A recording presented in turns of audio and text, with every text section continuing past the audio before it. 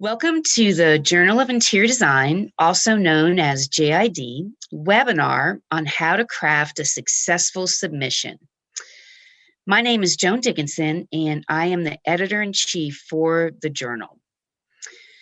This webinar is divided into 3 parts. Part 1 focuses on crafting a successful visual essay with Lynn Chalmers. Lynn has served as a reviewer for years and also as a guest editor for JID. Part 2 examines submissions from a humanities perspective, and Ron Daniel will lead this discussion. Ron has also served as a JID reviewer for years and also as a guest editor for the journal. The last part discusses successful manuscript writing from a social sciences approach, and I will be your moderator for that portion. Before we begin, I wanted to remind our audience of JID's mission statement, which we recently revised. The Journal of Interior Design is a scholarly, refereed publication dedicated to a pluralistic exploration of the interior environment. The journal seeks to move the discipline forward by welcoming scholarly inquiry from diverse and interdisciplinary approaches, perspectives, and methods that actively explore and analyze the evolving definition of the interior. The journal's publications investigate the interior relative to design, human perception, behavior, and experience at all scales and for all conditions.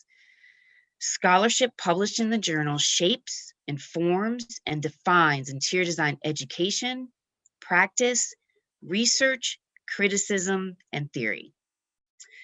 So based on this mission statement, I want to reinforce that the Journal of Interior Design welcomes all forms of scholarship, ranging from historical analysis or preservation, oral history, narrative inquiry, logical argumentation, experimental design, survey research, design ethnography, visual essays, correlations, scale creation, quantitative or qualitative approaches, and the list goes on.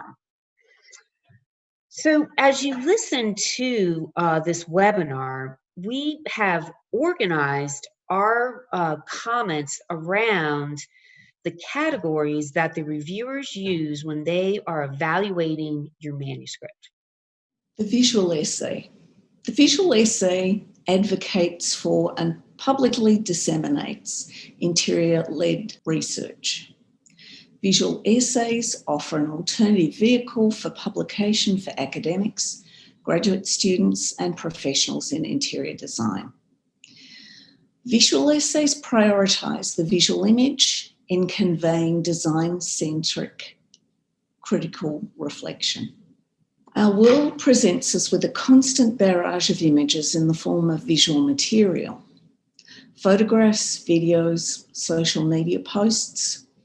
In 2021, we are increasingly expert in the consumption and production of images. We use images to document and record conceptual design projects, quick sketches to capture concepts and give us a vehicle for exploring and sharing ideas. We use the camera to research the interaction between people and spaces. Visual research. The idea of vision and the idea as vision have a history. The word idea derives from the Greek verb meaning to see. Looking, seeing, and knowing are inextricably linked. Visual essays are becoming a more accepted form of scholarship, challenging the text-based social sciences and humanities formats. They're found in many journals, including the social sciences, architecture, art, literature, and education.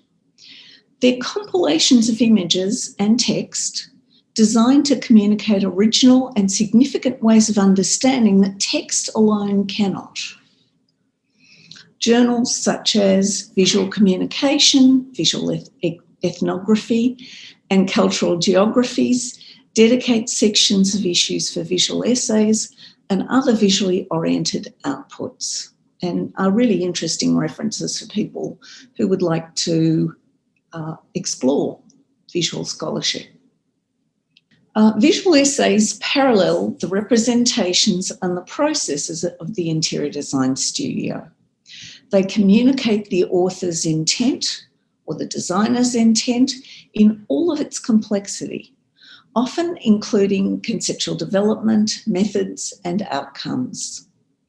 They may comprise mapping, photographic research, sketches and illustrations, and text.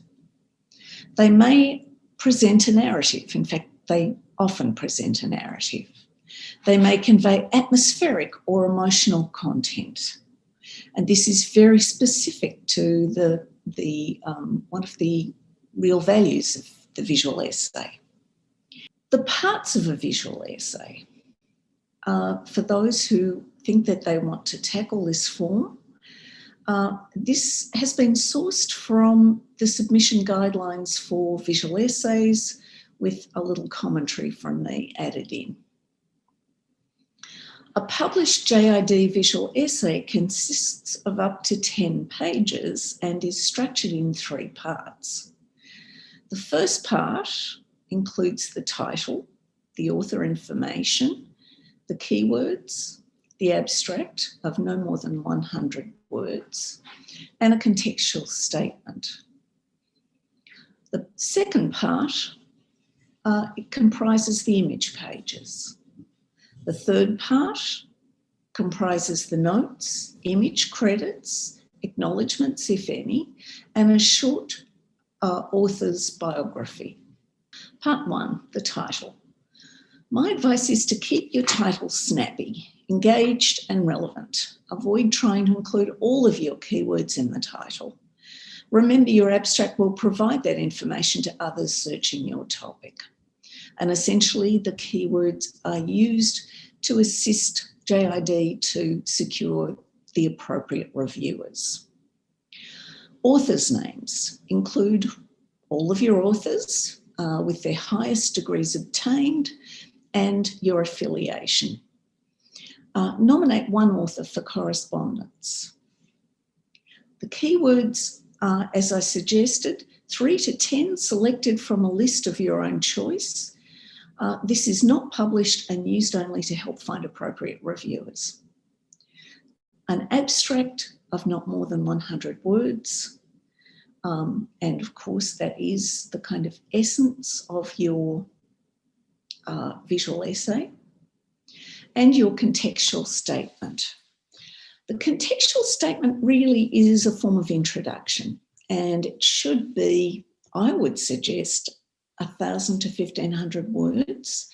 We offer you the opportunity to do 1 to 4 pages, but if you write too many words, your text will consume the pages available to your visual essay images, which essentially are pages, approximately 6 pages.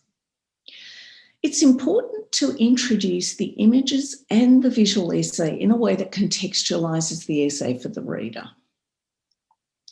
The introduction should map out the social, cultural, and if applicable, historical context of what the visual essay is about.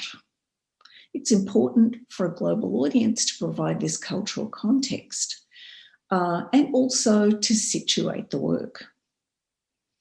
It should attempt to explain briefly what theories and/or theoretical frameworks underpin the research project and the photographs that have emerged from the project, or drawings, or design work. Outlining your theoretical approach helps to signpost clues within the images for the reader to discover for themselves. You don't have to spell that out in your 1,000 to 1,500 words. It should also include a brief overview of methods, if that's appropriate to your topic, and any ethics undertaken in creating these images and photographs.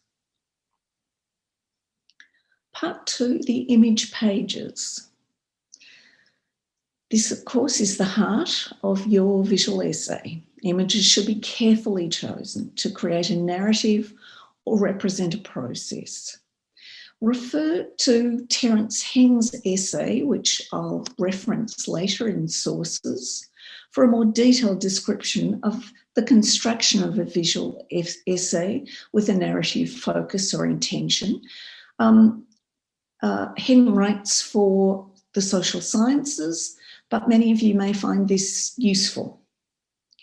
As a guide, visual essays tend to use 10 to 15 images, depending on the length of the essay and the size of the images, obviously. Photographs shouldn't be included where textual descriptions would suffice. Therefore, those images need to be carefully selected to create this narrative journey or story. Visual essays should vary their focus to address both the larger context and the closer detail. In other words, some of your images will want to address detail elements, and some will address a wider context, and some will take a medium perspective. They should offer a hierarchy of visual information that supports and communicates the key intention of the research. Again, think of the design studio project and the way in which it communicates a whole design process, or of course the design project that you're addressing, giving a sense of materiality and atmospherics, which are much harder to do in a text-based essay. Authors may choose to integrate words or text into image pages. This text should complement or augment the image. It should be graphically considered as part of the image. You may want to choose particular words that you want to highlight within the text to underline or emphasize certain components. The practice around captions varies amongst the many known forms of visual essay. Captions do not need to be purely descriptive. Captions can take the form of quotes from users or theorists, or they may act as prompts for the reader to look more deeply into the image. Often visual essays do not have captions because the image is doing much of the communicating, and the mode of reading the text and image is meant to be generative rather than explanatory. Part 3.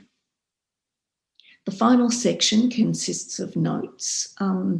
This is the format that's recommended for the contextual component, so that there's no requirement for a bibliography. You will provide image credits, acknowledgements if they're needed, and a biography of approximately 50 words for each author. Your process in creating a visual essay. This is a counterintuitive process because you start with the visual materials, the sketches and photographs, working from the images to the text and back to the images again. Write the contextual statement after the image pages are solidified to provide academic context. Create a dynamic relationship between the two elements, the text and the images, that avoid repetition. So if you have explained something in your contextual statement, don't explain it again on the image pages. The visual materials that form your research project or creative scholarship should be studied carefully to extract the essence of the message you wish to communicate. Write up to 10 words or short phrases framing the narrative of this visual essay. They form the purpose effectively of creating your keywords. Be prepared to work with and edit and manipulate this material to build your narrative. This is an iterative process and it takes quite a long time to produce something that communicates a complex and interesting message. You will need to know how to prepare the images using Photoshop, Illustrator, or InDesign. Create iterations to compare different layouts. Ensure you save all your image files because you are creating iterations. Create a layout based on the pages you would like the visual work to occupy. So if you've got 6 pages, look at the relationship between double pages and single pages and how you actually want the work to start and finish. And how the graphic layout helps to direct the narrative. Are certain pages best experienced as a spread from face to face? Print rough drafts that allow you to step away from the work to assess its effect. And this is an important thing to do right through the process. It's always good to have someone else have a look and see if they're reading the images in the way that you are hoping they will, or maybe have another interpretation which is equally as valid. Consider text. Where on the image page should this text sit? How its location, orientation, colour, font size influences the act or experience of reading a page. This is what builds a relationship between text and image that's so vital in a visual essay. Or to determine that you're going to exclude text from the image pages altogether. And you can do that quite legitimately. When the visual component feels somewhat solidified, you can move on to writing the contextual statement, which should offer context and details not provided in the visual image pages and help you arrive at a title for the visual essay. The contextual statement is a place where you, the author and the designer, get to introduce the design and research on your terms, to direct the reader's approach to the work and to offer one way of understanding the work. Often this way is what inspired and informed the project. Your contextual statement provides a reader with a way of seeing the work and understanding what's unique and innovative about it. It does not repeat what the image pages already say. I may have said that before. When the work has been correctly formatted into PDFs, assemble it into one PDF you can submit to the image section of the JID submissions site. I'm just going to go back to reiterate what we said about the process in creating a visual essay. In summary, start with the visual materials, sketches and photographs, working from the image pages to the text.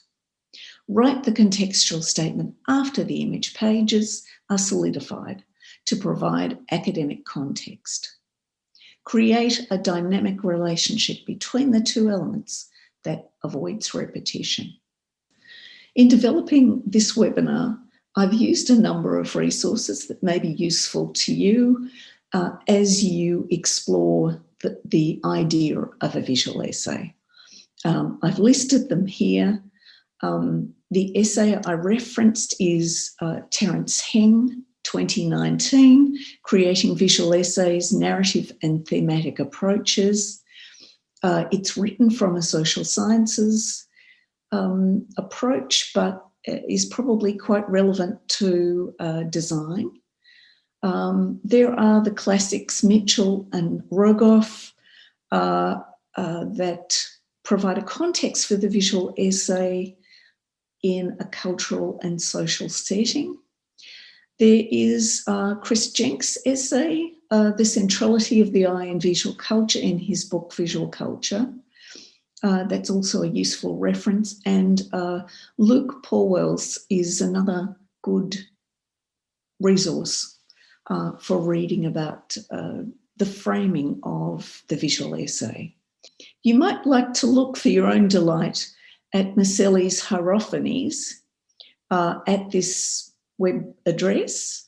It is a beautiful essay with no words. It does have a little text at the beginning that introduces the intention, and it's quite delightful and a good resource. Also, of course, the JID submission guidelines for visual essays is a very useful resource. Evaluation criteria considers the following. When reviewing a creative scholarship article, your reviewers have to address these questions. The first one is to do with communication. How do the title and the abstract communicate the key aspects of the article? Design. Based on the submitted visual essay, please comment on the strengths and weaknesses of design as an interior design object, space, event, experience, artifact, installation, exhibition, process, or practice. Does this submission position design at the centre of attention? And this is an important consideration as you pull your essay together. Remember, you're submitting it to an interior design journal, and we want to see its relevance. Context and theory. We ask reviewers to evaluate the degree to which the submission contextualises, theorises, analyses, or critically reflects upon the design, and if applicable, the design process. Does the submission and the design featured within it articulate new knowledge? And finally, quality. Please comment on the quality of the visual essay. Does the graphic layout of the page communicate the design well? Do the relationships between text and image expand or elaborate on the design? Are the images and text legible, aesthetically provocative? All really good questions. And these are things you need as the author to attend to and address and keep in your mind as you develop the visual essay. Well, that's all from me. I really look forward to receiving your submissions. Welcome to the Journal of Interior Design webinar, How to Write a Successful Manuscript in History or the Humanities. My name is Ron Daniel, and I'm a faculty member in the Interior Design program at Kent State University College of Architecture and Environmental Design. For the Journal of Interior Design, I have been a longtime manuscript reviewer, maybe about 7 or 8 years, and with my colleague Lynn Chalmers, formerly of University of Manitoba, now retired, we are the co-editors for an upcoming special issue of the JID. Joan Dickinson, JID editor, asked me to talk about writing manuscripts using historical or humanities methodologies. If your scholarly work is in different modes, say quantitative research methods, scholarship of teaching and learning, or in visual media like photography or collage, other sessions of the webinar will be more useful to you. My plan is to talk for about 20 minutes, and then there will be an opportunity to continue this conversation at a live event scheduled in March 2021. And also I will be available to, happy to answer questions by email, which I'll talk about at the end. Okay, so I'd like to begin with a framing question. What are the humanities? What are historical and humanities methods? This is a difficult question to answer simply. In terms of disciplines in the modern university, the humanities includes things like history, philosophy and religion, literature, cultural anthropology, music, and the arts. In interior design specifically, the humanities would include design history, aesthetics, and cultural theory. In terms of methodology, and here I'm speaking obviously very broadly, humanities scholarship works very differently than research in the social or natural sciences. Humanities scholars generally do not use quantitative methods. We rarely use empirical data and rarely formulate testable hypotheses. Instead, humanities scholarship is fundamentally interpretive and synthetic. Because humanities scholarship works on cultural and historical questions, the sources we rely on often span decades or sometimes maybe even centuries. In our work, there is therefore no bias against older documents or interpretive texts as being somehow, quote, outdated. Although humanities scholarship methods are easily distinguishable from other approaches used in the social or natural sciences, that is not to say that there is agreement about how cultural and historical questions should be approached. In fact, quite the opposite. Humanities scholars must, in their work and through their work, address and advocate for the epistemological methods they are utilizing. Generally speaking, scholarship in the humanities is often written with a more literary and/or philosophical style of writing, typically in an active voice. The strongly preferred citation and style system is the Chicago Manual of Style, which uses footnotes or endnotes, and in the JID, the convention is for endnotes. Papers in the humanities, this is last point, rarely contain an explicit section titled conclusions or results. Rather, the success of a paper is determined by considering the kinds of documents put into relationship with one another, the structure of the arguments used to interpret those documents, the creativity, originality, importance, and/or persuasiveness of the analysis or synthesis, and the potential of the argument to interpret or raise additional questions about related phenomena. With those introductory remarks, I'd like to walk through the criteria used by reviewers when evaluating manuscripts that are submitted to the Journal of Interior Design. So let's go criteria by criteria. Number one, purpose. So the reviewers will be asked, is there a clear purpose or intent? Has the problem, question, or issue been clearly identified? Typically, the purpose of a manuscript is addressed near the beginning. The author identifies key ideas or questions that the paper will discuss. The purpose in humanities scholarship is often an abstract intellectual goal, a position or point of view that needs to be articulated, a question that has been overlooked and needs to be studied, a phenomenon to be interpreted, new relationships to be proposed, or a pre-existing argument that needs to be modified or overturned. When it is necessary to provide background or context for the reader to understand the article's purpose, it is best to keep this as focused as possible. It is difficult for readers to accompany the author too deeply into setup and backstory if they do not understand the proposed destination. Okay, so what are some of the problems that are sometimes encountered or seen by reviewers in the purpose criteria? Number one, the purpose may be vague or unclear. Two, the importance or relevance of the purpose is unconvincing. Number three, as the purpose is often discussed at or near the beginning of a manuscript, it is highly dependent on the overall quality of the writing. The presentation of the purpose usually is accompanied by a hook to entice the reader and bring her or him to a statement of the problem and an articulation of what is at stake in exploring it. Conversely, a poorly written opening may inadvertently bury or negate an otherwise interesting purpose. Okay, next criteria is relevance. The reviewers will be asked, please evaluate the submission for relevance. Is the topic current, relevant, and of interest to the readership? Does the scholarly investigation create meaning and/or relationships important to current issues in interior design? While there are innumerable interesting topics that a scholar might work on, for the JID, it is essential that the paper be focused on the interior and its components, historical developments, designers, and/or representations. The JID's readers are interior design educators, they are interior design practitioners, other allied designers, and other scholars interested in interiors. If the paper is not relevant and of potential interest for those readers, it probably should be targeted for a different journal. Okay, the notion of current can be a bit tricky for historical manuscripts.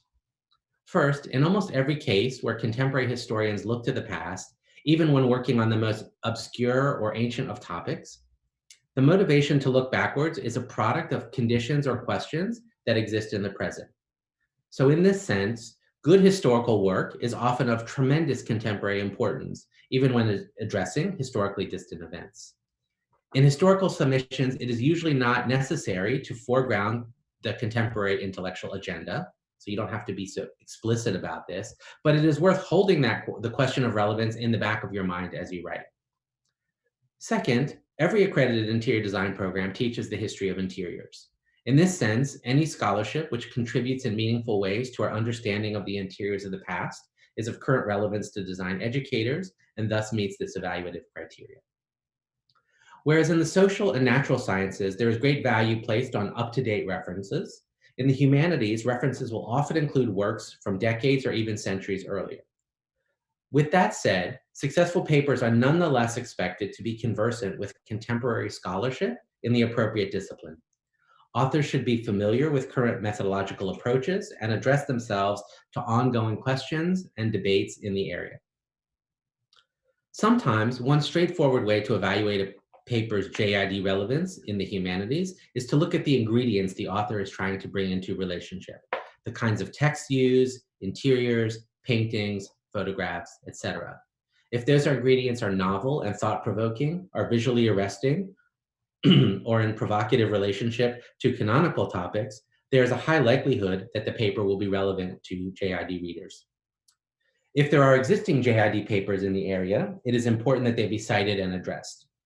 For topics that are not well covered in the JID, important papers from other allied journals in the relevant discipline should also be cited and addressed. What are some of the problems frequently encountered?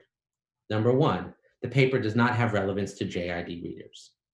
Number two, the paper does not contribute new interpretations or arguments to its topic. Number three, the paper is not conversant with contemporary methodologies in the area. Number four, the paper is merely documentary and descriptive, and it does not advance an argument or propose an interpretation. The next criteria is context. Does the author provide a contextual framework or precedent? Was important knowledge or research used in the development of the work? While humanities papers often do not include a section explicitly titled Literature Review, it is expected that successful papers in the humanities build upon previous work and ideas. Authors should cite and engage the key texts in the field. Authors should have a clear understanding of how their arguments work in relation to those key texts. For example, a paper may aspire to fill in gaps, or reframe or reinterpret, or use existing materials to build new ideas and or novel interpretations. Context should be understood as more than just filling in background information. A complete understanding of context often works in practice as the primary rationale for the paper as a whole. What are some problems encountered here? Number one, the author does not frame the paper in relationship to things already written or understood.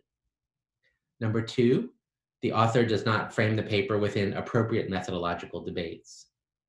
Number three, the context discussed, does not align with the proposed purpose. And the last problem encountered sometimes is number four, paper does not robustly address itself to key ideas in the discipline. The next criteria is methods. Is the method of inquiry clear, systematic, and appropriate? This is one of the trickiest evaluative criteria for humanities papers for several reasons. One, as noted above, often in humanities scholarship, the form of the argument and the content of the argument may be highly overlapping. For example, since much of humanities scholarship involves interpretation of cultural documents, things like, again, interiors, texts, images, etc., the key methodological decision for a paper may be the decision about which documents to place into relation with one another. A semiotician, for example, will seek the relationships between signs and symbols. An economic design historian might discuss relationships between furniture styles and factory production techniques. A post-structuralist essay might juxtapose legal texts against implicit cultural categories. Humanities methods typically follow from the intellectual context in which the argument is framed. For example, if a scholar wishes to study the work of designer Charlotte Perriand, let's say, and grows interested in interpreting her design work through the lens of gender, the method of that paper would likely involve building a tapestry of ideas from other feminist scholars, likely working in many different fields, and then demonstrating how that tapestry may help us to interpret or evaluate Perriand's contributions. So given those 2 points, methods in the humanities are typically inextricable from the structure and content of the argument. For this reason, humanities papers do not typically include a methods section, like a standalone section. A reader is expected to understand the author's method by reading through the argument. What are some problems encountered in this criteria? Not all humanities methods are appropriate for every question. The author must be wise, learned, intentional, and creative in their choices. Number two, methods used should be appropriate to the purpose of the article and thoughtful within the context that have been invoked. The next criteria is conclusions. Are appropriate conclusions drawn? Are implications, consequences, and conclusions discussed in context? The reader should understand the conclusions that the author intends to communicate.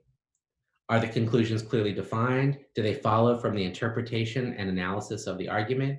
Are the conclusions persuasive or compelling? However, it is also important to note that in the humanities, sometimes, the strongest papers are not those that establish or prove an item of knowledge, but rather open exciting new space for additional questions and future interpretations. Okay. What are some problems sometimes encountered here? Number one, a paper is merely descriptive and fails to make a larger argument. Number two, a paper's conclusion is uninteresting or trivial. Number three, a paper's conclusion is not persuasive. This can be of several different forms. The conclusion can be too broad and does not follow from the materials discussed. The conclusion may be misaligned with the argument, or the paper's conclusion can just be unclear. Okay. The next evaluative criteria is clarity. Is there a clear structure and narrative style? Is the manuscript complete? There are two parts to this criteria. The writing clarity, right? So the overall flow of the text, sentence structure, transitioning, signposting, etc. And then also the overall structure of the paper as a whole. So the big picture outline of how the paper is organized. Is there a logical structure of the relationship between parts to whole? Is it a well-ordered argument with an appropriate organizational strategy? Again, I'll just repeat, writing conventions in the humanities are more literary and philosophical than those used in the natural or social sciences. Readers will have expectations of artfulness in phrasing, nuances in vocabulary, pacing, the aesthetics of language, etc. The next criteria is communication. Are the written and graphic elements well communicated? Do they complement one another? The Journal of Interior Design encourages manuscripts that use visual material. Whereas in the social sciences, this typically means graphs and tables, in the humanities, this can mean drawings, photographs, paintings, etc. Visually interesting submissions tend to be well received by reviewers and by JID readers. What are some of the problems encountered here? The visual content should not be treated as merely pleasant decorative additions. It is important that visual documents are treated as evidence and incorporated into the overall structure and meaning of the argument. Number two, and this is maybe more of a practical problem, but it's sometimes a big one. Obtaining copyright permissions is the responsibility of the author. To be honest, this is often a complex and difficult task. If you're inexperienced in obtaining image right permissions, you are encouraged to contact the editors. Captions are very important on visual materials, and they will need to be formatted correctly. And then a few technical points. Images need to be submitted at 300 dpi, that's the resolution of the image, and authors are limited to a maximum of 10 images. Okay. So the last criteria I'm going to talk about is significance. Does the manuscript contribute to the body of knowledge in interior design? Here, the reviewers will apply their disciplinary expertise and judgment to evaluate the import and distinction of the submission. They'll think about questions like, does the manuscript propose interesting new ideas? Does the manuscript make consequential arguments? Does the manuscript open new questions for future work in the discipline? Does the manuscript reframe or modify existing disciplinary ideas?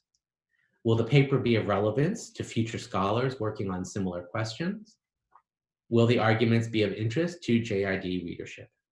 So I want to turn now to a few wrap-up thoughts. I do a little bit of sort of behind-the-scenes discussion about the process that submitted manuscripts go through, so that potential authors understand a little bit of how that looks like, what that looks like.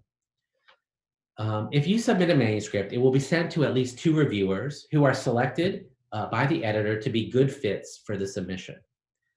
These readers and reviewers are volunteers who are working for the larger good of our academic community. They're sharing their expertise and judgment to help cultivate the strongest ideas in our discipline. So first, they're blind reviewers. So they won't know who you are, the author, and you will not know who they are. From most reviewers, you can expect feedback about how to strengthen your work. They may propose additional sources to consult, additional ideas to include in the analysis, the strengths and weaknesses of your paper's methodology, etc. Okay, it takes those reviewers, to just be blunt about it, a long time to review a manuscript. Okay, and the whole process, the whole cycle takes a long time. So first, the editor must identify from all the potential reviewers who is a good fit for the paper, who has the appropriate scholarly expertise to read and understand and review the submission. Then the editor will ask that reviewer if they are willing to evaluate the manuscript. They need to be interested in it. They have to have no conflicts of interest, and then, of course, obviously have sufficient time in their schedules. And then once that's set, the paper will be then communicated blind to the reviewers. In my own case, when I work as a reviewer, my process looks something like this. So I read the article. Typically, I read the article twice, and then I just think for a while. So I'll just sort of do nothing for, let's say, about a week and think about what I've read. And then typically, I'll read the article again while working through the evaluative criteria that is requested by the journal, the topics that we just covered. When I'm finished, I'll reread my review and edit it, and then ultimately make a kind of determined recommendation to the editor about how I see and evaluate the paper. The editor has to then read my review, and perhaps it's necessary for the editor to then reread the paper in light of the submission by the reviewer. Based on the reviews that are received, the editor may determine that it's necessary to get a third review, and will then send it out to another blind reviewer, which then obviously restarts the clock again. When all the sufficient reviews have been collected, the editor must then edit and combine the reviews into a single letter that gets sent to the author. And not all comments made by reviewers will be judged by the editor to be helpful or appropriate or necessary, so that process also can take some time. So frustratingly to authors, this whole process can take several months. Sometimes it can even take longer. I think our hope is that if you know what to expect, if you have a little bit of sense of what's going on behind the scenes, it can make the waiting time a little bit more manageable. We all are anxious. We have all submitted and know, but try to be as patient as you can. Okay. And then last point, what are the outcomes that you can expect? And there are like 4 determinations that you may receive in your letter from the editor. First, the best outcome is just explicit acceptance. Paper is accepted, ready to go, thank you, wonderful job. This, to be honest, is extremely rare. Also fairly rare is the category of accept with minor revisions. The paper is good, it's mostly ready to go, just clean up these couple points, and then it's ready to be accepted. The most common by far outcome is what's called revise and resubmit, which is that the reviewers see potential, the editors see potential and promise in the paper. However, there are some open questions that need to be sort of restructured or worked on, and that the editor hopes that to be able to see the paper again with those revisions in place. And then the last category is a rejection, which is obviously a very hard letter to read and to receive, but it's happened to all of us. It's really important that you learn the comments as much as you can, to learn the comments of the reviewers, to take their critiques to heart, and then you can incorporate their insights into your future scholarly work. So I know that I covered a lot of topics very quickly. I'm certainly very open to questions and to having a dialogue to support future scholars in the humanities and historical methods. You are more than welcome to email me at my email address on the screen there. And then also that this webinar will be connected to a JID IDEC live virtual event, which is going to take place on March 26th, 2021. So you're also welcome to join us there to ask questions in virtual face-to-face in person. Thank you very much. So let's go ahead and get started. And again, I will be focusing on manuscripts that are written from a social sciences or natural sciences approach. So these manuscripts will tend to follow the scientific method of defining the problem, stating the literature related to that problem, identifying a purpose statement and or research questions and or hypothesis testing, collecting data, analyzing that data, and disseminating the results. With the social sciences approach, typically the author will organize the manuscript with an introduction, a literature review, a methods section, a results and discussion section, and then usually end with limitations, conclusions, or future implications. Social sciences manuscripts can consist of qualitative data, quantitative data, or both. And in many cases, these are manuscripts that might use survey design, experimental design, correlational research, case studies, focus groups, or causal comparative research. So when the reviewers are getting ready to evaluate your manuscript, the first area that they're going to examine is the purpose. And they're looking at, is there a clear purpose or intent? Has the problem, question, or issue been clearly identified? Typically, we would find the purpose in the introduction of the manuscript. So as we're reading your introduction, we are thinking, what is the problem to be investigated? Is the problem important? What is the goal of the manuscript? So when you're writing, you want to make sure that the problem is clearly identified, and you also want to discuss why the problem is important from an interior's perspective. You also want to make sure that that purpose is clearly stated. When writing the introduction, as a general rule of thumb, we typically start broad, and then we will funnel down and get narrower as we write, or more specific to the problem that we're investigating.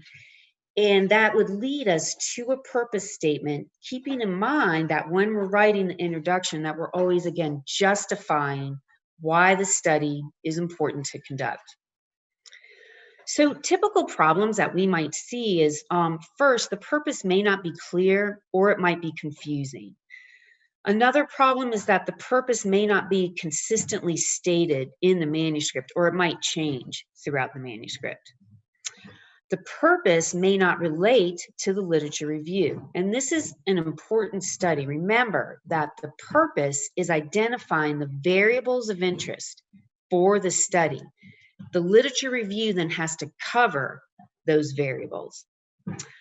We might find that the introduction just does not justify the importance of the problem.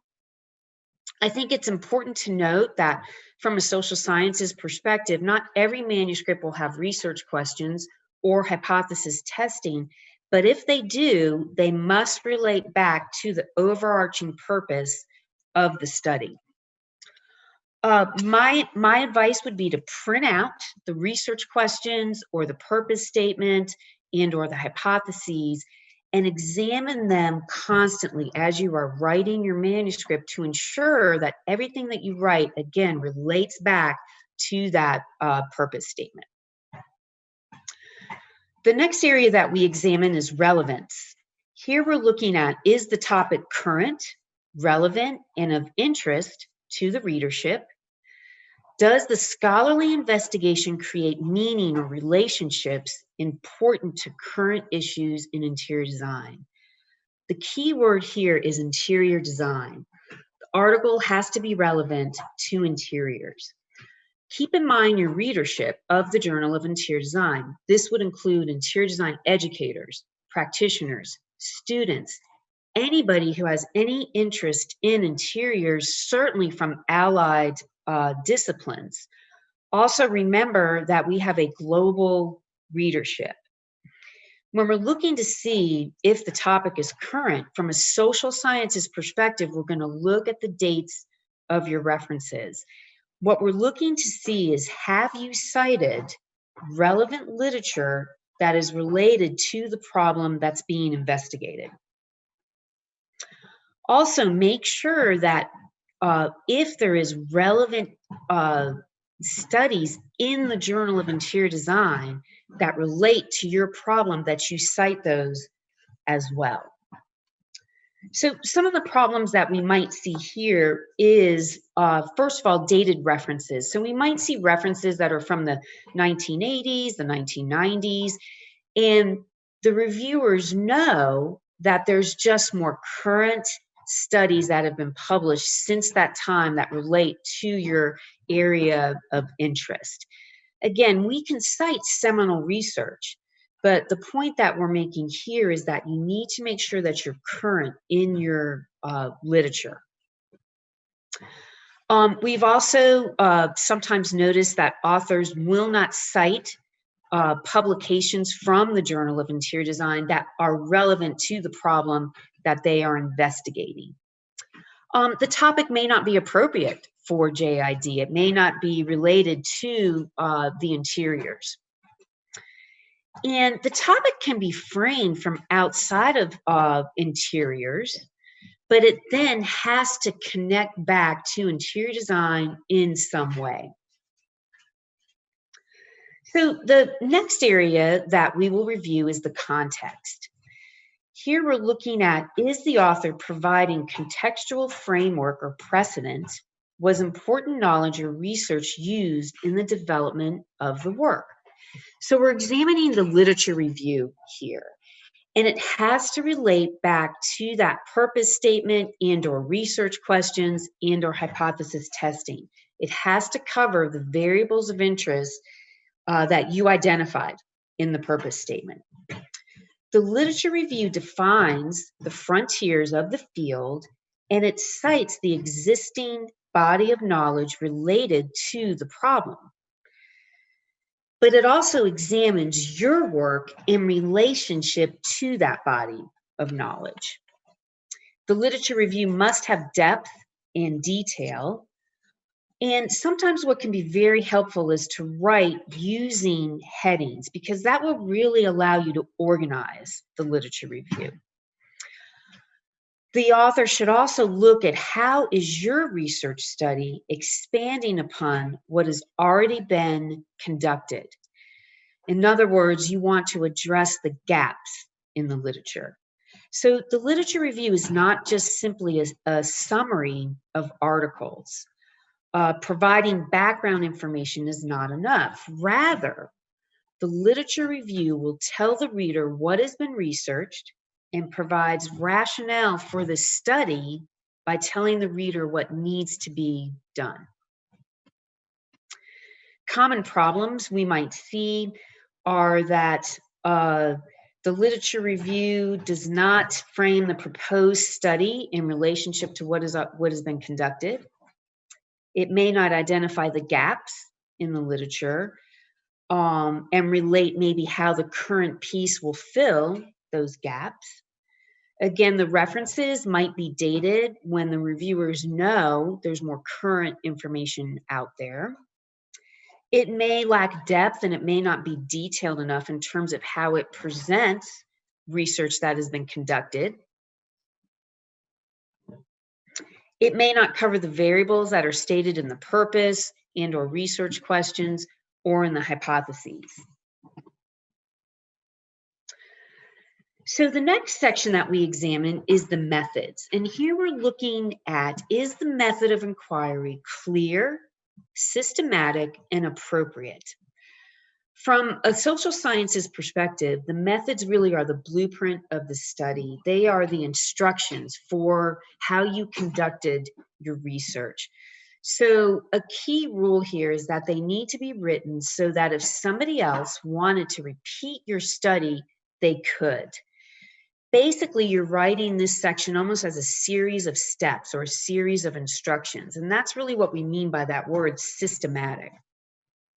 For the social sciences, typically we would see in the methods section, we would see the sample, we would see a section on the instrument, a section on the procedure, and then also a section on data analysis. Common problems we would see here is a lack of transparency. So the methods might be written in a way where we just can't repeat the study.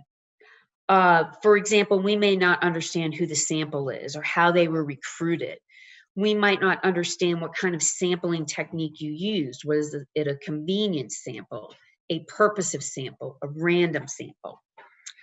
Another problem that we encounter is the procedures are missing. So the procedures are the what, where, when, and how of the study. So let me provide you with an example here. Suppose that you are conducting a survey methodology and you're going to use interviews. So what we would like to know is, who are you interviewing? Where did the interviews take place?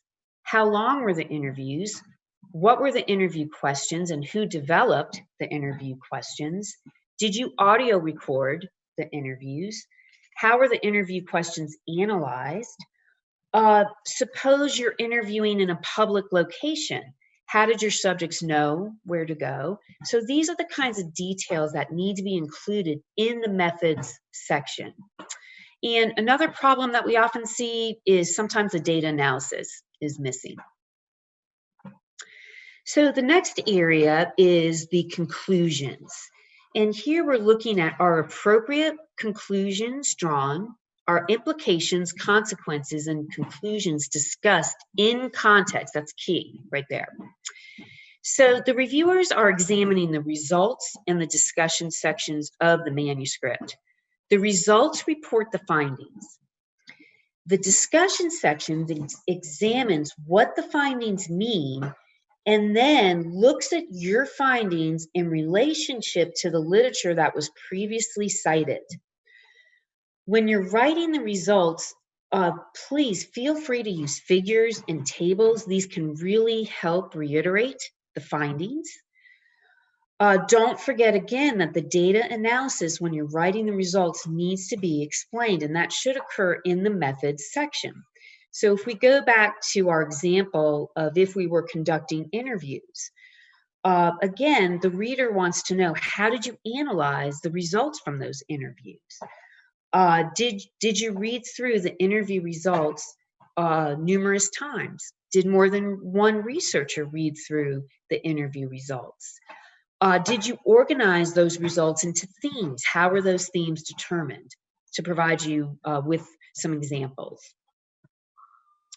Problems encountered here would include the discussion does not relate back to the literature review. And a red flag for us is if we're reading the discussion section and we do not see any references cited, then immediately, again, we know, okay, the author has not related those findings back to what was brought up in the literature review section. The literature review, again, remember, is the body of knowledge. The discussion examines how your study then advances that body of knowledge.